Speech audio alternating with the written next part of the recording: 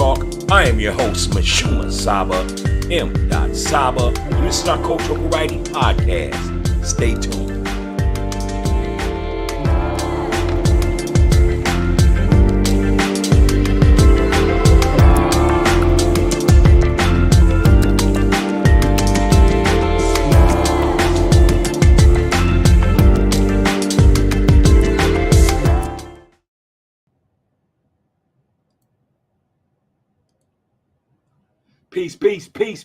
Peace. And welcome to Coffee Talk Podcast, the Cultural Variety Podcast show. And I am your host, MISHUMA SABA, M.SABA. And this is our Cultural Variety Podcast show. How y'all doing this evening? Blessings. I'm happy to be here, man. I ain't seen y'all since last Monday. I say that because, as you know, if you're familiar with Coffee Talk Podcast, we do cultural studies night on Sundays and Mondays. So I haven't seen y'all since then, as far as how we get down. But today is Kwanzaa, December 26th. I'm excited. Because I saw so much beauty in positive things yesterday, as far as families gathering. And I've been seeing a lot of positive things anyway. But, I'm so proud of my people for, as a family, wearing their pajamas yesterday, whether you celebrate Christmas or whether you don't. I felt that it was beautiful to see our brothers, our sisters, and our children wearing the same thing, man. That's a real big thing. It's beautiful, man, because it represents family, So I'm excited about that. I'm like, damn, did somebody call each other and say, hey, everybody wear pajamas? Because I seen so many different families, friends, associates, and all the families had on these beautiful pajamas, matching pajamas, man, and it just looked real unified and real just beautiful, beautiful and comfort, what I'm saying. But anyway, welcome to the show, Coffee Talk Podcast, and again, I am your host, MISHUMA SABA, M.SABA, and tonight we got a show that we're gonna go real deep tonight. We're gonna discuss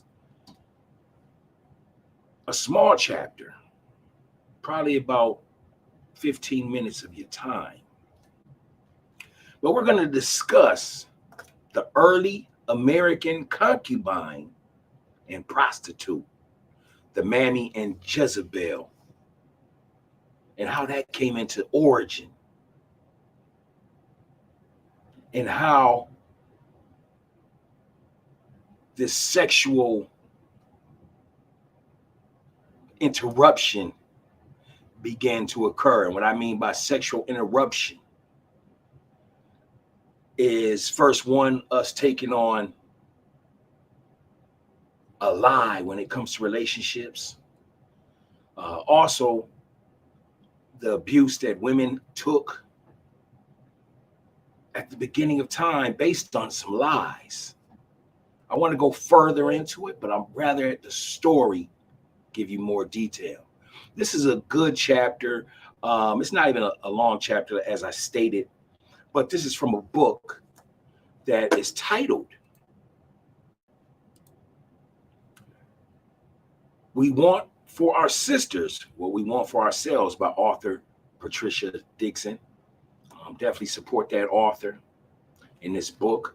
This book talks about African American women and who practice polygamy. However, this chapter that we're getting ready to discuss tonight doesn't have anything to do with that part.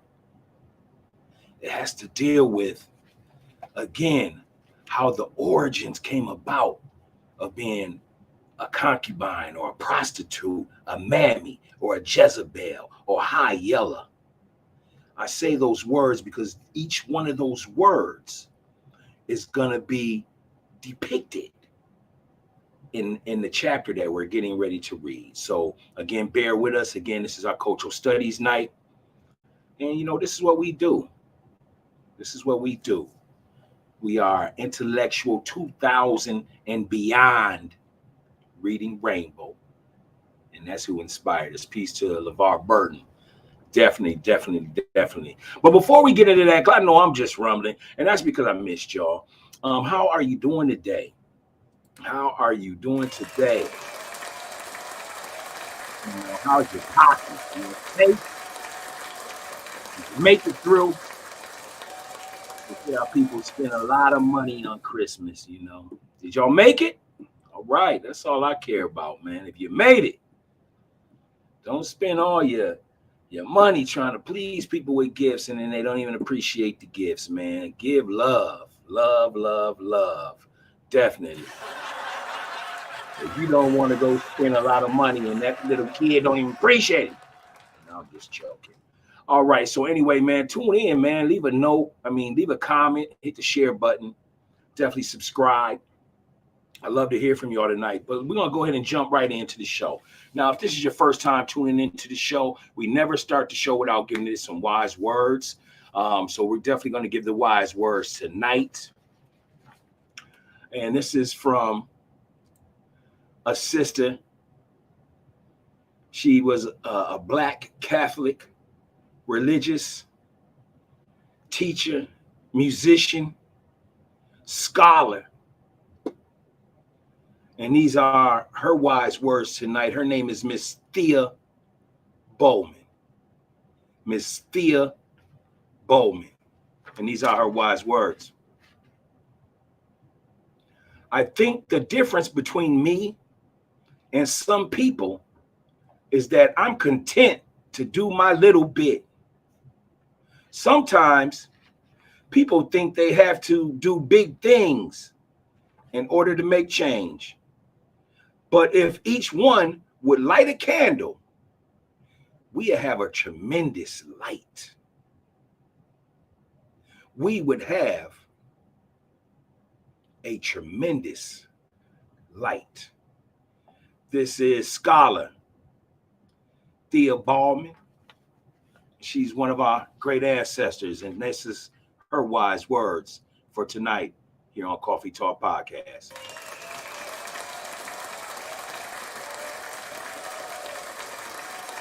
What it do, my good people? How are you feeling today? I don't want to do the 1 through 10 thing no more. You know why I don't want to do the 1 through 10 thing no more? Because 1 ain't never a bad number with me. And so when I used to say on a scale of 1 through 10, 1 being the lowest, 10 being the highest, I started to feel bothered a little bit because 1 is not never been a bad thing. 1 is, very important to me. You know what I'm saying? And so I don't like to minimize the number 1 as a bad thing on a scale of 1 through 10, with 10 being the highest. 10 is a beautiful number too. It's all mathematics. However, I don't want to do that. Excuse me. So why don't you just go ahead and leave a comment on how you feeling today? Are you feeling good? Are you feeling okay? Are you feeling down? If you're feeling down, all I would say is that, man, we send positive light and energy to you. Whatever you may be going through, man, we want to send you a virtual hug and let you know that it's going to be all right, man. And if you don't have nobody to talk to, you definitely can inbox me. I'll definitely be an ear. You know what I'm saying? Because that's what we do. That's what I do anyway. But that's definitely the support that we offer here at Coffee Talk Podcast as well. All right, so that was the wise word with Miss Thea Bowman. Have y'all ever heard of Miss Thea Bowman? Definitely look up her story. All right, so let's begin. Wait, I'm getting cussed out. I'm hearing that I was about to skip the flavor. I can't skip the flavor, y'all. I'm not gonna skip the flavor. What the flavor is if this is your first time tuning in, is we never start our shows, being that we are called Coffee Talk. A lot of people like to add whatever they add to their coffee, or they like to be sipping on something that comforts them. You know what I'm saying? And so that, that's the sense of Coffee Talk Podcast. You know what I'm saying? We don't like to put nothing in our coffee if it ain't got no flavor. You know what I mean? Some cream, it gotta have cream, it gotta be right. You know what I'm saying? So that's what we do here at Coffee Talk Podcast, is we give the flavor. So if this is your first time tuning in, you don't know what the flavor is. Tonight, the flavor is not gonna be a smoothie. It's not gonna be water, wine, a beer, a cappuccino, a coffee, whatever y'all may be drinking on this nice winter night. But tonight's flavor is unity. Why unity? Because that's what the first day is for Kwanzaa. Unity. And that's what I like, man. And that's where we headed, right? All right, so let's go ahead and get right into this chapter, man. It's gonna be deep, y'all. Let's go ahead and pay attention. The early American concubine and prostitute, Mammy and Jezebel. If one examines the experiences of African American women in the United States during slavery and after, one can see retentions of concubinage and prostitution in early Western years. Author Deborah Gray White in 1985, in a book called Ain't I Woman? She stated, female slaves in the plantation South identifies two stereotypes that were developed during slavery in early America to justify the exploitation of African American women's sexuality and labor. These are the Jezebel and Mammy. The Jezebel image perpetuated the idea that African American women were sexually promiscuous and hot constituted. This stereotype resulted in African American women being raped, rented, sold into prostitution, and forced in concubinage. Author Dorothy Sterling in 1984 in We Are Sisters provides numerous accounts from enslaved African American women of the experiences they had with white men. She first notes that the bodies of African American women were privy to white men at a very early age. She speculates that mothers were reluctant to discuss menstruation and matters of sex with their daughters, perhaps because they thought that ignorance would buy a few extra months of childhood for them. I'm going to interrupt just one moment. So if you're paying attention, mothers wouldn't even talk to their daughters about menstruation periods, when they have their periods or anything like that, because they felt that if long as the child didn't know, perhaps that would buy time from them being raped on these plantations. Let's continue. The naked bodies of African American women on the auction block allowed white men to practice voyeurism and fulfill their sexual fantasies. While on the auction block, African American women could be looked at, fondled, and fantasized about. Sterling points out that at a time when white women were thought immodest, if they so much as showed their feet, slave girls, scantily clad at best, were required to strip for inspection by would-be purchasers. She further notes that some conscious owners applied the Victorian moral code to the quarters as well as to the big house. But the majority and their sons, neighbors, and overseers held to a double standard that coupled veneration for white womanhood with disrespect for black womanhood. Rape was also widespread.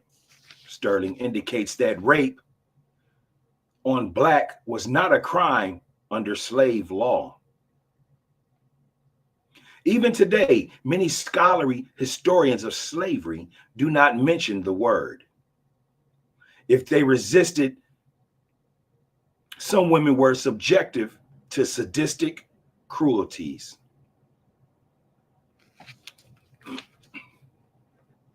Concubinage was also widespread. Under the practice of concubinage, African American women were purchased for the specific purpose to serve as sexual companions for married white men. Arthur Fraser in 1934 stated that they were also to perform domestic services. Gerda Lerner in 1982, in a book titled Black Women in White America, provides an account from a diary of a slaveholder's wife, indicating not only the widespread practice of concubinage, but also perceptions that some white women had of African American women. Here's what they stated. Under slavery, we lived surrounded by prostitutes. Yet an abandoned woman is sent out of any decent house. Who thinks any worse of a Negro or a mulatto woman for being a thing we can't name? God forgive us, but ours is a monstrous system. Like the patriarchs of old, our men live all in one house with their wives and their concubines. And the mulatto ones see in every family partly resemble the white children. Any lady is ready to tell you who is the father of all of the mulatto children in everybody's household but her own, though she seems to think dropped from the clouds. Court cases also reveal how common the practice was. Sterling points out that in numerous petitions for divorce, the wife charged that her husband had brought his slave to his own wife's bed and therefore carried out the lentious design. In some instances, these were carried out in her presence. Are y'all listening? Some of the women were raped in front of that woman. African American women were also rented and sold as prostitutes to single white men. They were sold through the fancy trade or shipped to fancy girl markets because of their light skin for sexual services to their purchasers. Whereas enslaved African Americans or field hands typically sold for $1,600. These women, referred to as fancy or yellow girls, could demand as much as $5,000 and were often bought as luxuries by wealthy bachelors. Sterling points out that although this was the case, a majority, however, were sold to become the mistress of wealthy planters, gamblers, or businessmen. Although women were raped, sold like prostitutes, and forced into concubinage, Sterling notes that some of the relationships developed into those in which genuine affection and loyalty were felt on both sides, as was often reflected in the wills of white men. So some white men wrote those women in their wills. Although, in contrast to the Jezebel, the MAMMY image depicted African American women as asexual beings. The MAMMY image served two functions. One was to ward off negative opinions of the North of Southern white men's sexual exploitations of African American women, and the other was to exploit African American women's labor for the benefit of white women, their children, and families. The MAMMY image portrayed the African American woman as an obedient, loyal, and faithful servant. She was depicted as companion and confident of the mistress of the house, one who loved and cared for her children. So much so that the sentiment she felt for the white children exceeded those she felt for her own. She was the one who cooked, cleaned, and essentially ran the big house. While African-American women were expected to perform all these tasks for slaveholders, families, many had little or no semblance of a family life of their own. When they did, being a wife, not in the legal sense, since slave marriages were not recognized, and mother to their own children was almost nil. Franklin Fraser in 1966 in the book, The Negro Family in the United States, describes how the exploitation of their labor in the fields and the house stifled the ability of the African-American woman to be mothers to their own children. While they were suckling white babies, their own would often be left unattended by anyone other than older children for days at a time. Their children suffered from malnutrition and neglect. As a result, infant mortality was extremely high, some women having up to 20 children and losing more than half of them. For African-American men, because slaveholders had full control of the sexuality and labor of African-American women and controlled the economics in their household, their relationship with their women were compromised, as is reflected in some plantation and bill of sale records. The African-American man was rendered almost invisible in the slave family life. Consequently, he is rendered almost invisible in much of the literature on enslaved African-American family life. One, therefore, can only speculate that the time and energy African-American women would dedicate to relationships with African-American men was as limited as it was with their own children. Although the mammy was projected as an asexual being, she was subject to rape and concubinage, particularly because she was more accessible to white men in the big house. Thus, although both stereotypes were projected as opposites, more often than not, they were one and the same person. Long after the slave regime was dismantled, with the prevailing image of African-American women as mammy, the women still worked as domestic servants at slave wages, and some for no wages when employers would not pay them, largely because this was the only occupation open to a majority of them. By the 1940s, close to 60% of African-American women worked in domestic services, according to Hill and Collins in 1991 and 2000. The author of an anonymous letter sent to the Independent, an African-American newspaper in the early 1900s, provides an account of the labor that African-American women performed in the homes of whites. Some key points. I not only have to nurse a little white child, now 11 months old, but I have to act as a playmate to their other children in the home, the oldest of whom is only 9 years of age. I wash and dress the baby 2 or 3 times each day. I give it its meals, mainly from a bottle. I have to put it to bed each night. And in addition, I have to get up and attend to its every call between midnight and morning. If the baby falls asleep during the day, as it has been trained to do every day about 11 o'clock, I am not permitted to rest. It's mammy do this, mammy do that, mammy do the other from my mistress all the time.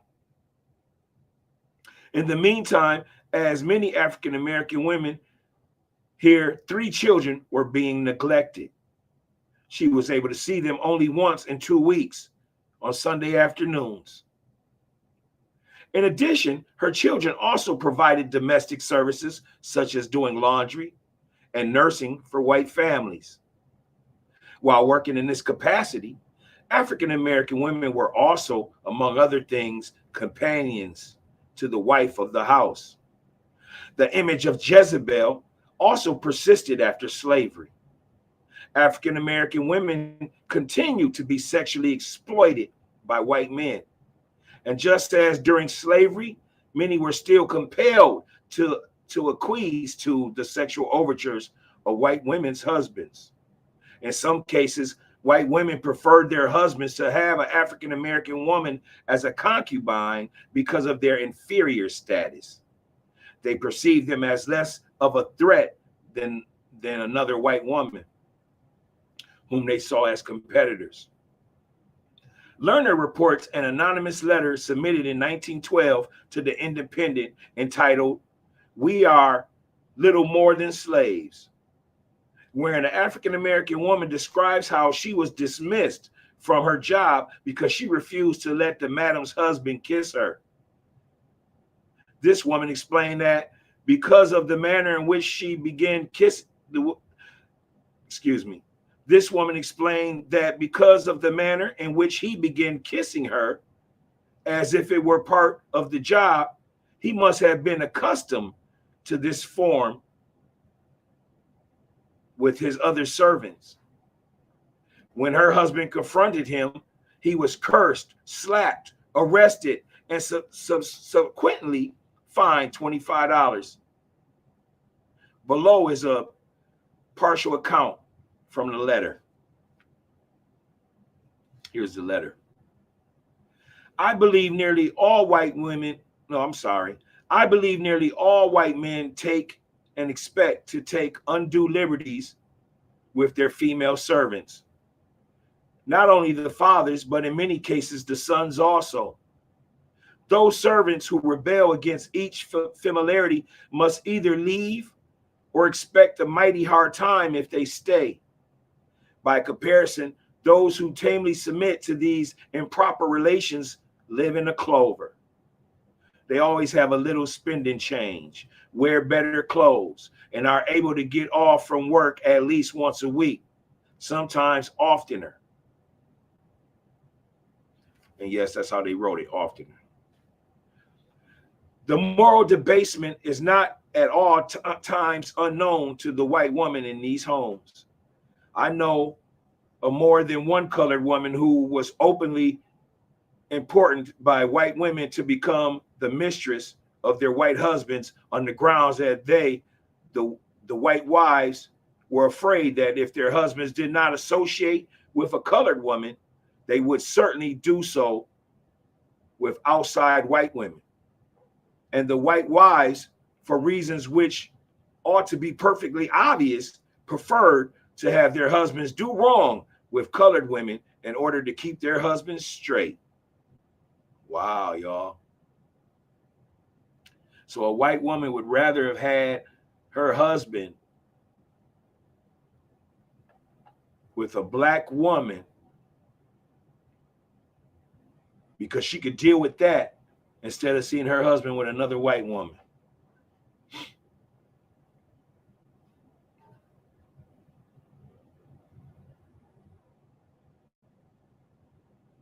In this description, the woman also described how some African American women were kept as concubines.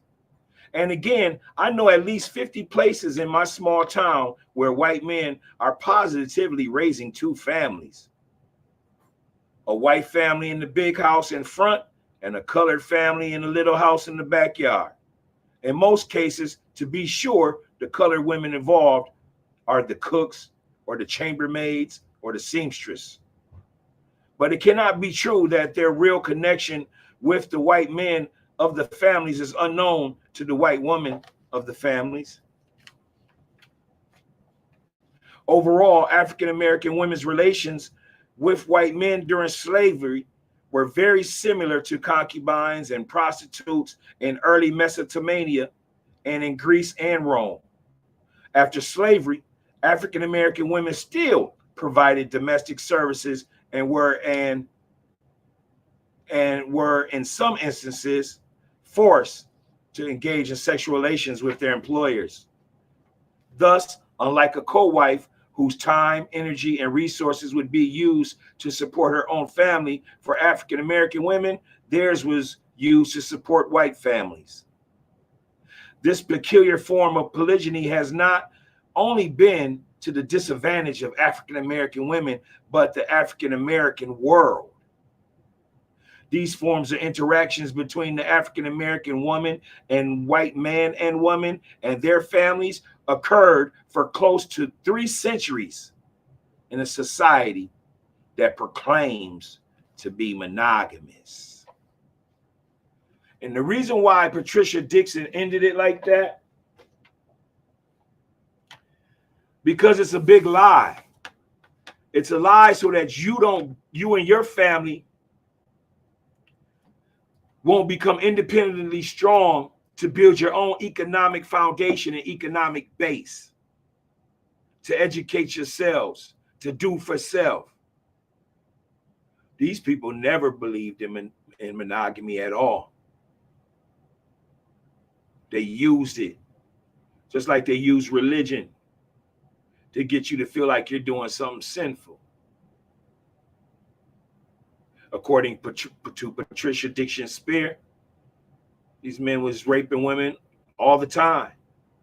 And in some cases, the wives allowed it. This is our thoughts tonight. And I would love to hear yours.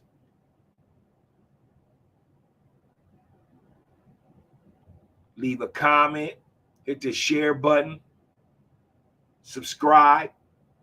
But this is what we do here on Coffee Talk Podcast on Monday, Sunday, and Monday nights. We like to go ahead and give a reading. Sometimes we read a paragraph. Sometimes we read a chapter. Sometimes we'll do a poem.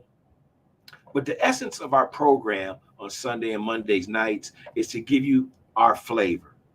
Is to show our appreciation for our people, especially our black queens, for what they had to endure for many and many centuries. So we definitely salute them tonight. Without the black man and without the black woman, you don't have unity. Today, you need unity to have love. Today is Kwanzaa. The first day is unity. And so we have to protect our sisters, protect our women. And our women have to drop the excuses, heal,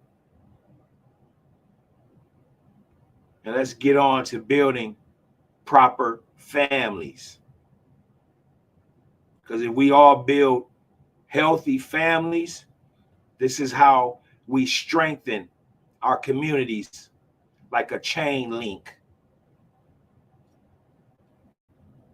We read that tonight just to show what our sisters had to endure, how the word concubine and prostitute, MAMMY, and Jezebel came about.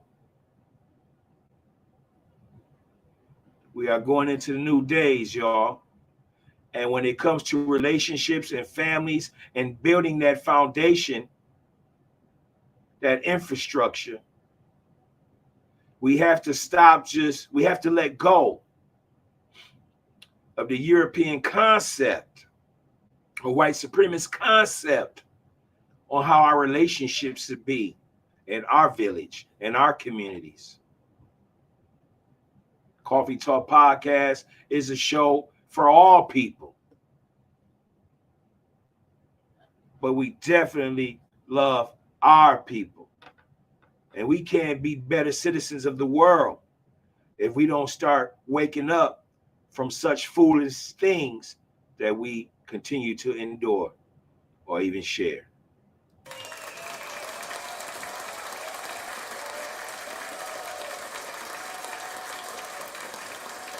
I thank you all for tuning in tonight here at Coffee Talk Podcast. This is our cultural variety podcast show. And again, we do this every Sunday, alternate Monday nights, where you get this type of flavor. You'll get poems. You'll get, I should say, poets. You would get authors, doctors, scientists, scholars. We give our props to our people. We give our props to the world. We give our love and our unity. With all that being said, I would like to thank you tonight. And I would like to throw up the universal peace sign. And I just want to say this, man. Thank you for bearing with me through the reading. I needed something to drink, you know. But may you all reflect on tonight's information. Go ahead and leave your comments and your thoughts about the story. Share this with your children as well, because they're going to hear these negative terms, you know, and it's important that all people know where these words came from. You know what I'm saying? Just know the origins of something. Because when you know the origins of something, then you know how to deal with it. This is Coffee Talk Podcast. I am your host, MISHUMA SABA, SABA. This is my cultural variety podcast show. Until Wednesday, Sports Edition. We'll see y'all then. This Wednesday, be on the lookout, man. We're going to be talking about, we're actually going to be discussing the 1992 Dream Team. We're going to break it down about, you know, Michael Jordan and Zeke. We're going to talk about 6'9" Magic Johnson and him running the point. And what do we recall from that time period as a sports fan? So definitely be on the lookout for Coffee Talk Podcast Wednesday. This Wednesday coming up for our Coffee Talk Podcast Sports Edition. Again, I am your host, MISHUMA SABA. Thank you for tuning in. See you soon. Peace.